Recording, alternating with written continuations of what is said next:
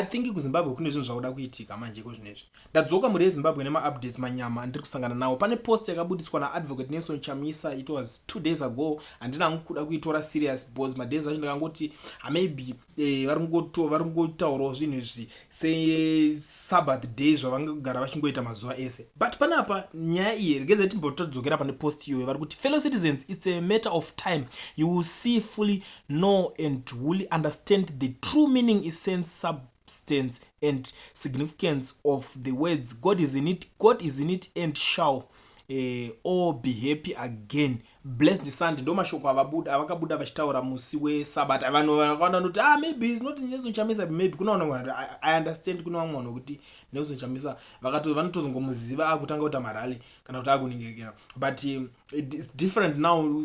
Kune isusu tinokuti tinomufollowa almost every day tichitarisa okay nhasi ataura zvakati, nhasi adidisa zvakati, so ndo mashoko ari kutaura. Iyo is a topic for another day, ngatimbofocus nezvaari kutaura. Ndikuzoona yatobatwa nyaya nana Ziv. Kila Ziv ari kubuda ari kuti they mocked him when he said God is in it, but Sarah laughter turned to joy when God's promise was fulfilled. Zimbabweans don't lose faith.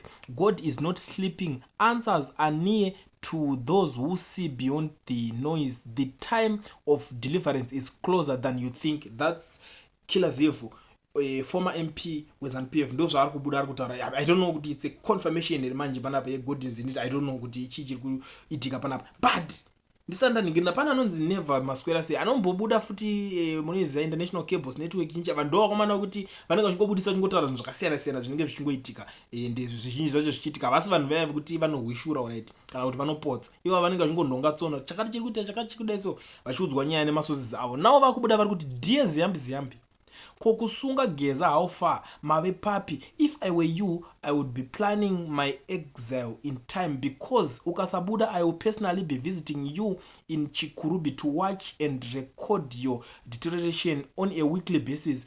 If it takes longer, I will fast track it. Andisiri ndadaro. It simply means a lot is happening in Zimbabwe, and it seems kuti nezvinhu zvakawanda zviri kutoitika zvatisiri kutoziva tese isusu. But as we are ready kuti tizongonziwo tichibudira panapa ndichibuda ndichiti ladies and gentlemen, welcome back to Kulian TV. We are in New Zimbabwe. I can't wait to do that, honestly speaking. Tichimbotaurawo zvinhu zvokuti tikumboti zvinhu zvakuenda zvinongofadza so kuti vanhu vanenge vakunyatsotaura zvinhu zvavanoda munyika vasina ari kuvaudza kuti imi muri kuzodidi, vanhu pane pasisina zvezvigananda zvese zviya zvine zvakunzi hakusisina mari yese muri kuiona kupi, timboaudita kuti mari dzacho muri kudziwana kupi, zvinenge zvaanika order. So kwete kuti maopportunities akuti anenge achingotorwa nevanhu 1 chete vanenge vachingotora vachingoenda.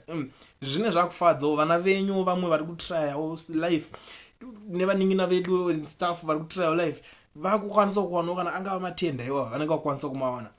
Life yakadaro we can't wait. Muri Zimbabwe ndo nyaya dziri panapa dzandangondingoya nadzo ndakakubatirai. Handisi kuziva kuti muri kuiturawo sei, muri kuionawo sei nyaya. So zvandachaita panapa ndezvekuti mundiudzawo zvamuri kufunga mucomment section, kana muri vemaaudios namba idzodzo mobva mangosenda maaudios enyu ipapo. Comrade Bombshell ngavarambe vakatoshinga. Chatiri kunyanya kusapotera Comrade Bombshell ndechekuti munhu wemuZANU-PF abuda mukati mevamwe vake akaona kushata kwavo, akakubudisa pavanhu kushata kwevanhu veZANU-PF, kunyanya kwemukuru wacho president anova ndiye mutungamiri weZANU-PF pari zvinezvi.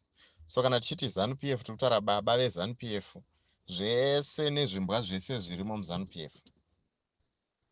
Comrade Geza vafunga kubuda muZANU-PF imomo nevamwe vavo vachitaura nyaya dziri kushungurudza Zimbabwe.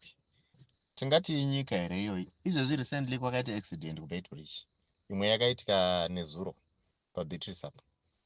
Mafatal accidents pakafiwa pakakuvarwa zvisingaiti.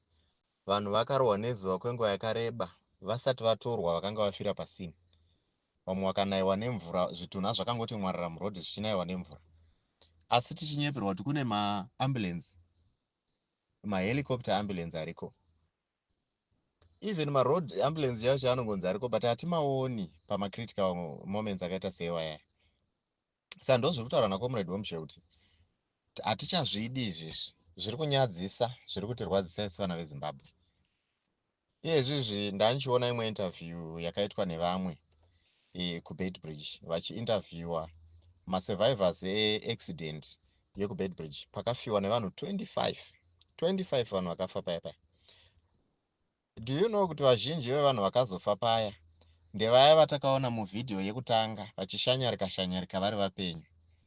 Vanhu vaya dekwa kuri kunyika dzakaita sana South Africa idzi vangadai vari vapenyu izvizvi, nekuti vangadai vakamhanyirwa vakaona help nekukasira vobva vatoiswa pamalife support systems vorarama, chero vamwe vakaremara zvavo asi vairarama vachitokwanisa kuzoonawo zvekuita pakuchengeta mhuri dzavo. But 25 vanhu vakafa. Vamwe izvezvezvo vakasungwa maoko nemakadbox, vamwe vakasungwa makumbo nemakadbox nekuti hakuna kana plaster kuhospital. Can you believe? Hospital isina kana plaster, material yekuti igadzire cast yekusapota gumbo ratyoka chete. Umwe munhu achafa nekubleeda, umwe achafa nekuora nemainfections because hakuna zviriko kumahospital. Mahospitals are houses of pain for Zimbabweans. Takutomati mamunangagwas houses of pain. Mahospitals aya hakuna rubatsiro rwaunowana kuya kuya. Saka ndo zviri kutaurwa naComrade Bombshell kuti izvi zvakufana kuchinja izvi. How can you have mahospitals asina kana cast material, asina mabandages, asina mishonga, asi uchiwana mukuru wenyika aine Rolls Royce motorcade make, personal yake kwete kuti yakatengwa nenyika yake, aine jet ye$53 million US. Then some people vatingatombozivi kuti ndivanani vatakutozivawo nhasi kuti vanonzi vana Chivayo vakangobuda from nowhere vane mari yakawanda kudarika yenyika yese. Zvinombofamba sei izvo zvakadaro izvizvi? Saka totsvaga here kuti chembere yadyiwa nei iro bere rarutsa imvi apa. Mari yatiri kutsvaga munyika yekuti titenge mishonga yekuisa mumahospitals, sezvo tiri kucontributa kutax, sezvo maminerals ari edu ari kucherwa aya, handiti ndiyo yoka iri yatiri kushayiwa yacho iyo yatiri kuzoona yakutengeswa maRolls Royce. Hazvigoni kuti nyika yese ishayiwe mari poita munhu 1 anenge aine dzutswa remari yese, kana kuti a few, kana kuti 5 or 10 people munyika yese vaine mari yekuti havazivi kuti voitei nayo, nyika yese isina mari. Zvoreva kuti mari yatiri kushayiwa kuti iripi ndiyo wakava nayo vanhu vacho. Ndo bere racho rarutsa imvika iroro, chembere ichishayikwa, handiti? Saka Comrade Bombshell ndo zvinhu zvavari kuedza kuti vana veZimbabwe ngatipindei munzira mumastreets pari kusvika signal iyoyo tiite protest against all these things zviri kuitika izvi. Iwe neni wateerera audio iyoyi unogona kutoitawo metsi yakaitwa nevamwe vakakuvara vakafira mubhazi kuti vatosiya mota dzavo nekuti havagoni kudziafoda kufamba nadzo, ndobva vasvika vakafira mubhazi. Accident, handiti? Vamwe vafa nekushaya mishonga yatiri kutaura nezvayo, vamwe vafa nekushayiwa help chaiyo, first aid vaishayiwa. Just someone anongosvika osunga panhu pari kubleeda chete kuti munhu aregere kubleeda kusvika afa. Ndo zvakatouraya vamwe vanhu vakafira paaccident scene paya. Vamwe vakafa nepneumonia bhozi ukaroza ropa rakawanda unopindwa nechando, ukashayiwa help unotofa. Ndo zvakauraya vamwe vanhu bhozi vainaiwa vakakuvara vari paroad surface, ambulance zero, hakuna kana chunhu. Saka Comrade Bombshell vatitangira chinhu chakanaka, please ngatisapote Comrade Bombshell. Kana pakawana chinoitika kwavari, we must come out in our numbers. Toenda tonosunungura Comrade Bombshell. If we have to ban something, let's ban it. Whatever we have to do. But Comrade Bombshell vatotipa light rekuti takamirira signal iyoyo vana veZimbabwe. Ndatenda hangu.